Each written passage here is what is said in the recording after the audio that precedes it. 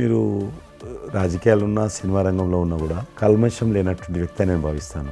ఎవరిని పల్లెత్తు మాట అన్నారు, ఇంట్లో అన్నారు అనుకుంటే బయట అన్నారు అనుకుంటాను. పార్టీ పెట్టినప్పుడు కూడా ఎవరన్నా అక్కడక్కడ రాజకీయంగా అన్నా కానీ మీరు వ్యక్తిగతంగా అందరూ గౌరవిస్తారు ఈరోజు ఏ పార్టీలు ఉన్నప్పుడు కూడా.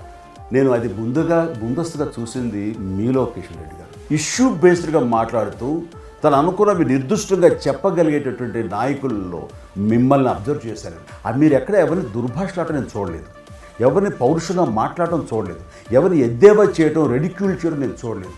మీరు ఎంతసేపు ఇష్యూ బేస్డ్గా మాట్లాడేవాళ్ళు, స్ట్రాంగ్ వాయిస్ చేసుకుని మీరు అనుకున్నది అది ఎంత కరెక్టు, ఎలా అన్యాయం జరుగుతుంది అని ఆ ప్రజలకి మద్దతుగా ప్రజల తరపున నిలబడి మాట్లాడిన నాయకుడుగానే మిమ్మల్ని చూశాను. నేను ఇప్పటికీ అలాగనే ఉన్నాను. అవును, మా పార్టీలో ఉన్న కొంతమంది కానీ బయట ఉన్నటువంటి వాళ్ళు కానీ కొంత మీడియా విలేకరులు కానీ నువ్వు ఆ రకంగా మెత్తగుంటే లాభం లేదు ఇప్పుడు రాజకీయాలలో,